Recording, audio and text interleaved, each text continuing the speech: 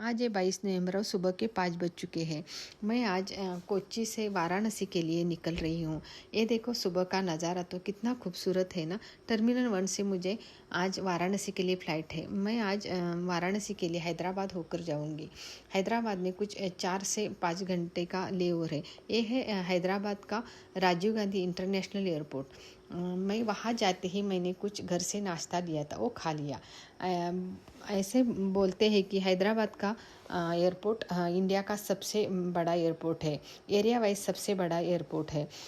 यहाँ पे डोमेस्टिक और अंतर्राष्ट्रीय उड़ानें एक जगह से ही होती है।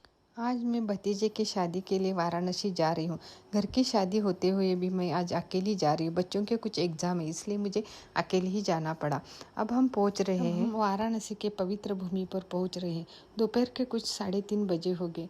मैं वाराणसी में पहुँच गई और ये है वाराणसी का एयरपोर्ट। वहाँ से हम जौनपुर निकलेंगे। जौनपुर जाते ही हल्दी का प्रोग्राम है। वहाँ पे हम हल्दी का प्रोग्राम हो गया। उसके बाद हमने डांस वांस करके बहुत सारा एंजॉय किया। और दूसरे दिन सुबह ही उठते मैंने वहाँ पे पहली बार कुल्हड़ वाली चाय पी, मुझे बहुत पसंद आई।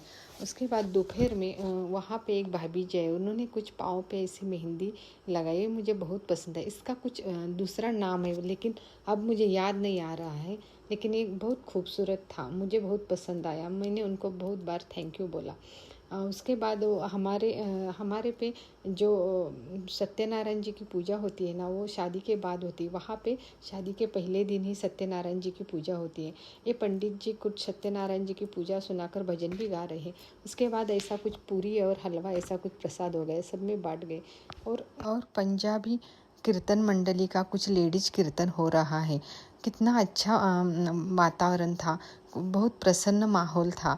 पूजा विधि चल रही थी। शादी में ऐसी पूजा विधि और प्रसन्न वातावरण से मन को कुछ अलग ही महसूस होता है। वहाँ पे सबने भजन गाए, बहुत पसंद आया उनका भजन। वहाँ पे एक शिवानी दी आई थी, उनके और मेरी कुछ ऐसी दोस्ती बन गई। एक बेहतरीन अनुभव था। यहाँ आकर मैं भी उनकी बहुत करीब आ गई। माता की जय जयकार का पूरा समा बांधा था। कीर्तन मंडली के कलाकारों ने इसका स्वाद और आनंद जिंदगी भर मुझे आनंद देगा, मुझे हमेशा के लिए याद रहेगा। ये शिवानी दी की मीठी आवाज़ मुझे हमेशा याद रहेगी। और ये पंजाबी कीर्तन मंडल की तरफ से प्रीतम को एक आशीर्वाद के रूप में माता रानी की प्रतिमा भी मिली। ये मुझे बहुत अच्छा लगा। आपको कैसा लगा ज़रूर बताना।